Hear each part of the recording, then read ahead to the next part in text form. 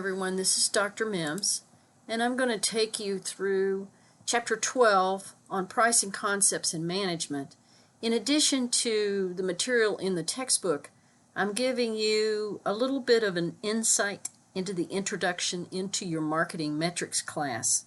So if you see a slightly different pieces of information I present, hopefully they line up very well with Chapter 12 and also prepare you for the class you're going to take. So let's dive into pricing concepts and our responsibilities as in marketing in managing those pricing decisions. So the first thing we want to take a look at is that P, pricing, those P's of marketing, it's the only one that generates revenue. Only one that generates revenue. Nothing else generates revenue. Everything else costs. Okay? And we need to consider the members in a channel. A channel is something that gets from where it originated, obviously, to the end user or buyer. And typically, as consumers, we think of there's a manufacturer, like one of my clients when I owned a company. I sold to Mission Foods, and they had a manufacturing plant where they made tortillas. And then that manufacturer actually had a sales force that sold to wholesalers that would aggregate lots of different food things, and they store, they ship, they warehouse, and clearly the warehousing in this may require some air conditioning. Wholesalers are often called intermediaries when you're reading the textbook. And then these wholesalers have a sales force that sell to retailers who eventually sell them to us, and we're buying just one package or two packages of Mission Foods tortillas instead of having to buy pallets of them. Okay? So you need to find out, as a marketer, who are you working for? Where are you in the channel? And how does your company decide its selling price? Okay? So there are stages for establishing prices. I'm not going to go into detail of all of these because your textbook does a great job. But let's just say that your ability to establish price can be on consideration of multiple different factors. We can look at the demand for the product. How much does the market want to buy from us? Okay? We can look at our costs. We can look at competitor prices. I remember learning that Petco managers once a month go to their closest PetSmart and write down prices on certain bags of dog and cat food to see where Petco can align its prices higher than PetSmart. Knowing our strategy as far as imagery that we want to produce, being someone like a Tiffany's jeweler versus being a Fred Meyer's jeweler, gives a certain psychological impression. And again, the textbook goes through these in great detail, and I would ask you to read them and study them very closely. What we have to do is determine, as marketers, what's the basis for our price. And there are just a volume of different ways and factors, but it's our job in marketing to actually consider what's the objective. Are we trying to survive, make a profit, have a particular return on investment? I know my employers always expected a 12% return on capital. That's different than return on investment. Are we trying to achieve some type of market share? Are we trying to establish cash flow? I remember when Albertsons used to do the double and triple match coupons. They did that pricing strategy because they wanted cash flow. Cash flow. Are they trying to maintain some particular type of status quo? In other words, not rock the industry.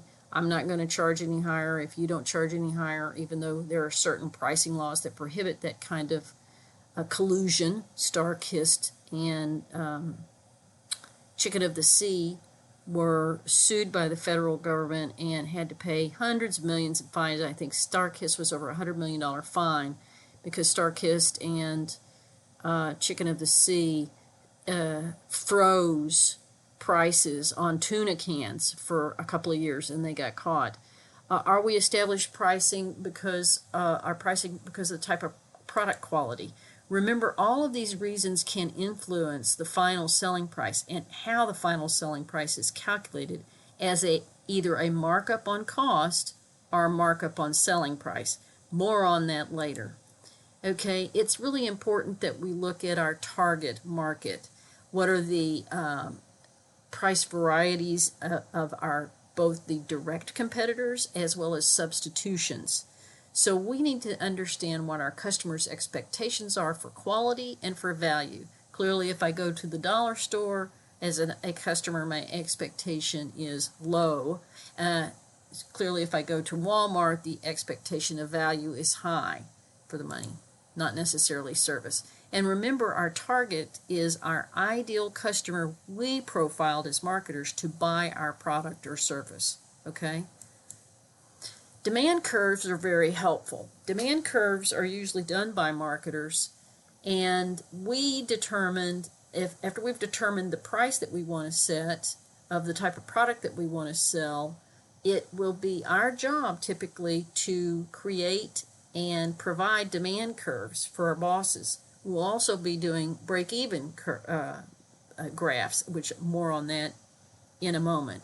But demand usually depends on market conditions, which is missing here. That could be the economic market conditions, the quality, the promotion, and the distribution. Okay? Now, a typical demand curve is as price goes up, right, quantity goes down. But that may not be true. As price goes up in gas, quantity may stay the same. More on that in a minute when I talk about the elasticity of demand. Okay? Demand fluctuations take place because of the environment. Clearly, demand for more mobile deliveries happened when we had COVID-19. Okay? So study the influences that demand fluctuations can make on pricing. New product pricing is also a phenomenon of itself. Are we going to go in at the highest possible price? Have we just created the new electric car?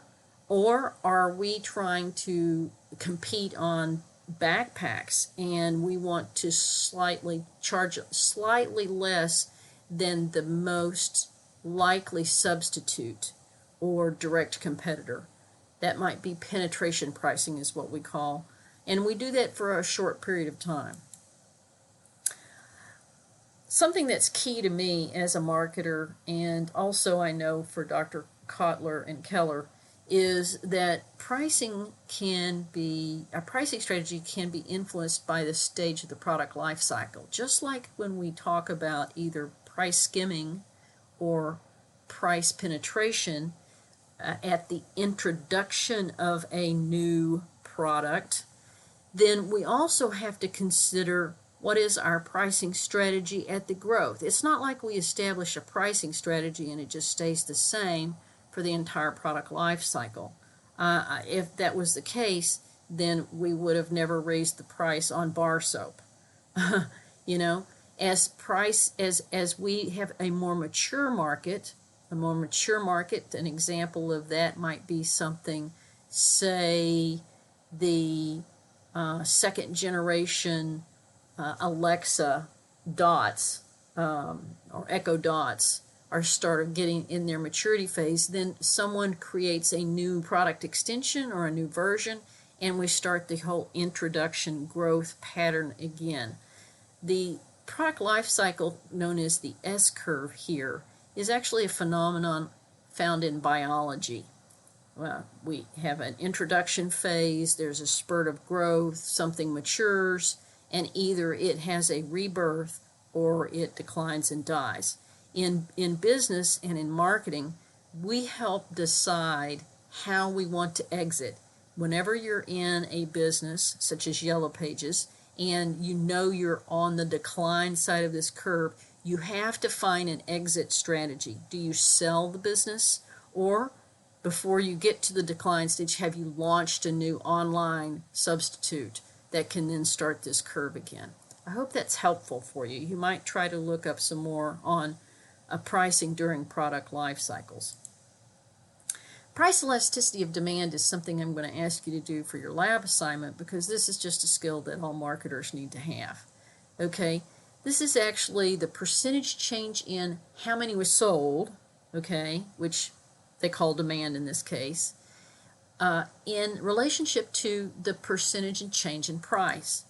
Okay, this is the fancy equation, but it's not like we have to do math these days. All we need is an Excel spreadsheet and the ability to type, right? So I've actually generated an Excel spreadsheet here in this PowerPoint, which I'm including. And what you can see here is there was movie tickets for a brand new movie that sold 440 tickets in the first week. And we could do the elasticity of demand calculation for every week, but let's just make this simple. We got the number of movie tickets sold the first week the movie came out, and then the 10th week the movie sold off, we see how demand or the number of tickets sold drops, okay? All we've done here is the change in quantity, that's delta Q, change in quantity is subtracting 122 from 44, so we've got a change here of 318 movie tickets. That's the change in quantity between these 2 points in time, okay? We're going to take those same 2 points in time and see how much did we charge for the movie the very first week. Well, we were charging $15 a ticket, okay? By the 10th week, everybody knows about the movies, probably already seen it, that's going to be eager to see it. So we've dropped the price to about $8.50 a ticket. So the change in price is $6.50.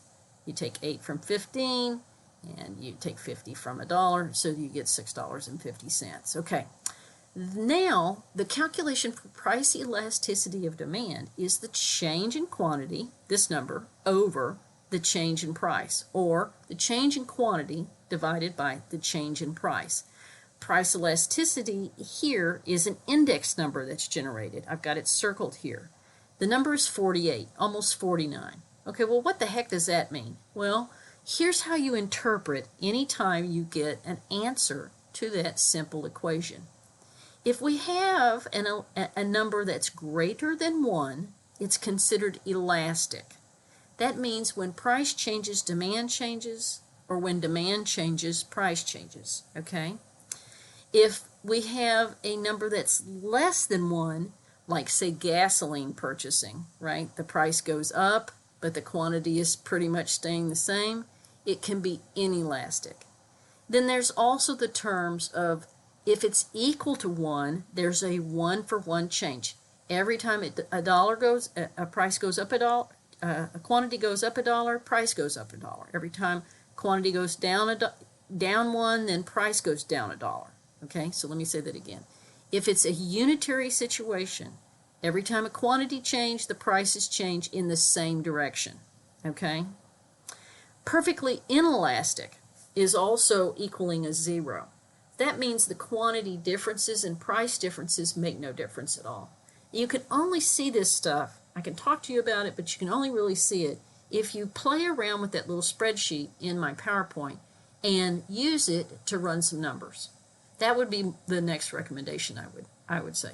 But for the lab assignment, I'm going to probably ask you to identify if something is elastic, unitary, or inelastic. So hopefully you're watching this video and going through the PowerPoint. Okay, this is just a graph showing a very inelastic demand. Prices going up, but quantity isn't moving that much. Okay, quantity isn't moving that much. We need electricity.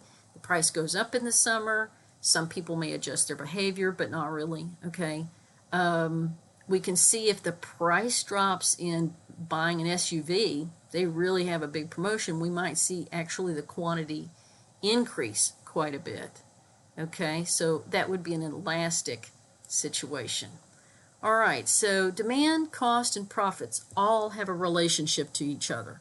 Whether you're a manufacturer, a company selling to wholesalers as your customers, wholesalers selling to retailers as your customers, or retailers selling to us, then it's our job as marketers to find out the tolerance level of our customers.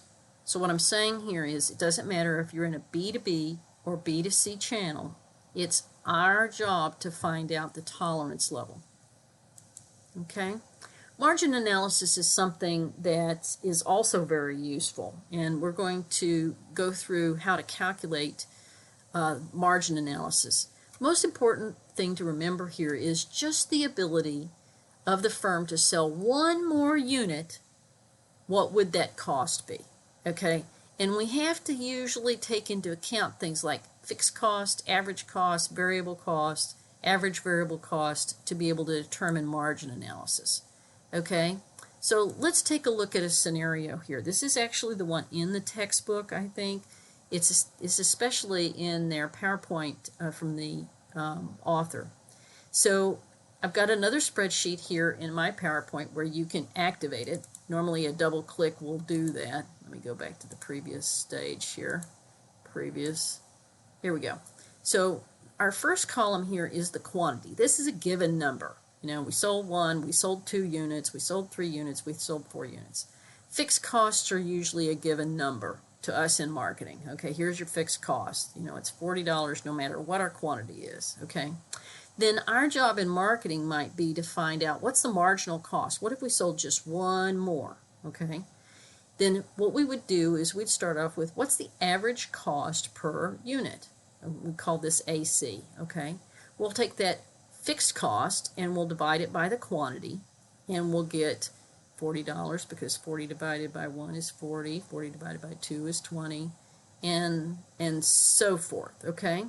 Then we will usually either calculate with the manufacturing group or work with the financial analyst, and we'll get an average variable cost per unit that is given to us in this scenario, in this textbook. Other textbooks we may have to calculate that. Okay, but we have $20 as the average cost, average variable cost. Okay, this is based on fixed cost. This is the average variable cost, and that changes at each level of production. It may cost us $20 to make this 1 and only $15 to make this 2. Okay, to get the average total cost, though, we have to add average variable cost to average cost so that we can get our total average total cost. In this scenario, it's $60. You can see these two columns are added together. We can see these two columns, 3 and 4, are added together, okay, and so forth. Then, of course, to get total cost, we have to have this average total cost, ATC, and multiply it times the number of quantities that we are given here. So our scenario starts out with the first quantity. We've got 60 times 1 is 60, right? But when we sell 2, it goes down to 35 times 2 is 70. Remember, 35 is influenced because we have all our fixed costs divided by the quantity sold or produced, plus we had to have the average variable cost included for that 2-unit difference. Okay, so we went up in our total costs, which makes sense, makes very good sense. As we produce more, our total cost should go up, right? We went from $60 to $70 when we sold 2 units. That difference is our marginal cost. In other words, for us to sell 1 more unit, we went from 1 to 2.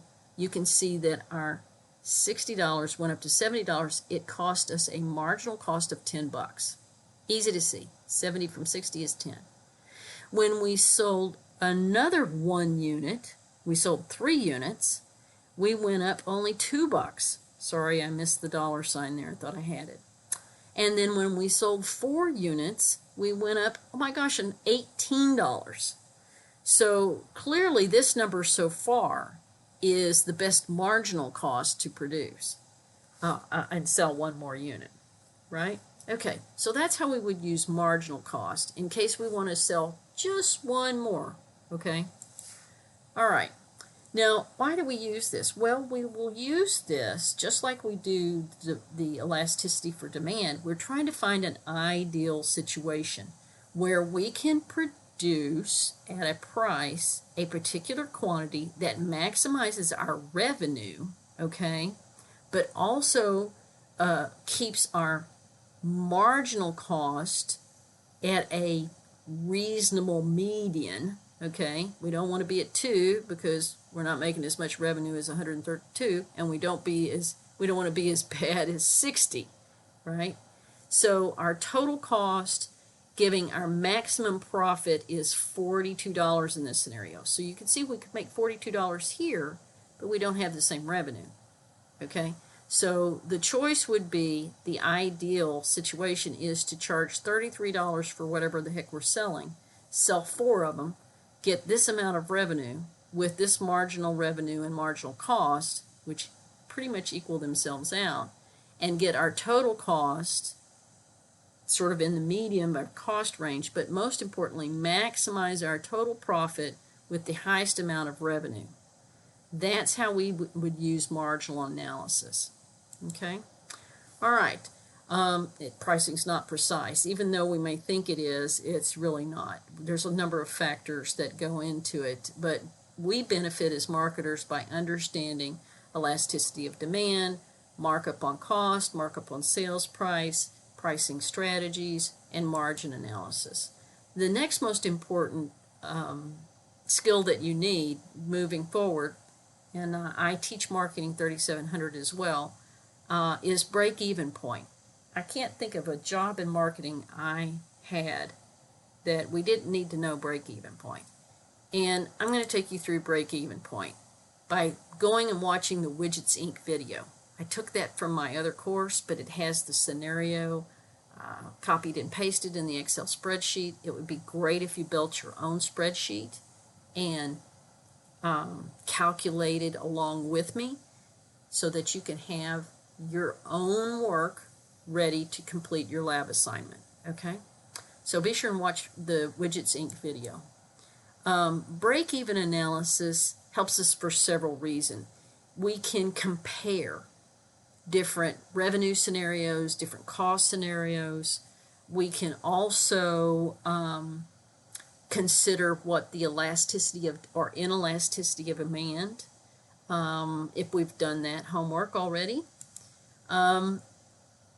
Essentially what we're doing is we're trying to find the point at which we've covered all our total variable costs as well as all of our fixed costs, because costs are losses, right? It's only until we exceed this break-even point right here that we start really making profit that, you know, helps pay for our jobs, helps keep the company running. Okay. I mentioned earlier about Petco having managers going to PetSmart to write down bag prices on certain foods, but whenever I ask students to do a competitive analysis, I'm always taking a look at it from a marketer's standpoint. Yes, we do business competitive analysis on a broader scale, but on the marketing level, I'm looking at students and our employees to identify what is the direct competitor's marketing mix. One of the elements in the marketing mix is what are the competitors or alternatives or substitutes selling. What is the product they're selling and at what price, right? So when we do competitive analysis, we want to consider writing down what are the product, what's the product features, what it's offering, what is the price ranges that we can find it at, what promotions, where can we find them promoting themselves if I wanted to see an impression of them. Then where can I buy it? That's the placement. Do I click online? Do I go in person? You know, and what kind of customer service do I have? Those are the things that I would be looking for in competitive analysis, and price is just one of them.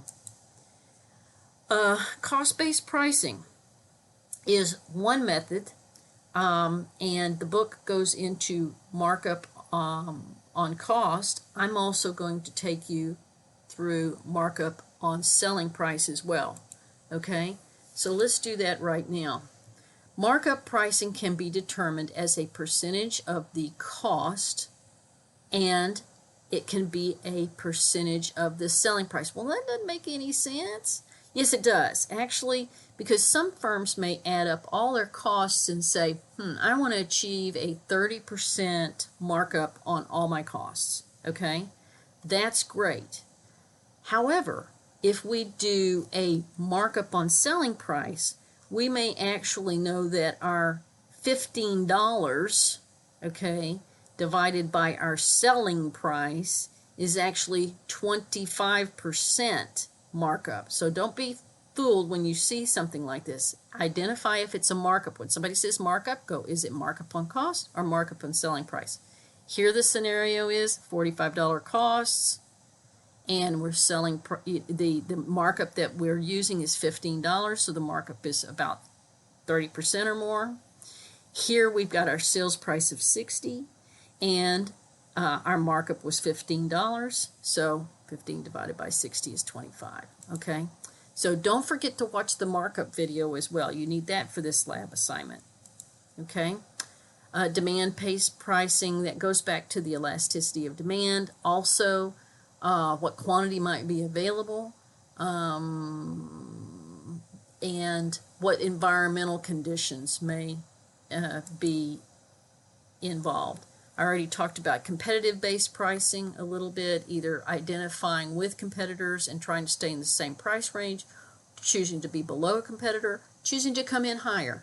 One thing I learned working in marketing is you can always lower your prices, but trying to convince your customer that you should have had a price that was higher than where you started is very difficult. Okay? Types of products, pricing strategies. Even though we went through a list of 12 earlier, the book goes through this figure and says sort of what I mentioned, what stage of the life cycle is the particular product or service we're selling. Are we trying to do anything to differentiate our pricing? Is there some kind of psychological image that we want to give our customers? And all of these pricing strategies work regardless if this is a business-to-business product and I'm selling forklifts or if I'm selling shoes. The same type of strategies are thought of in both channels because I've worked in both of them. I can just attest to it. I hope this kind of helped you a little bit, and I would appreciate some feedback on it, and good luck.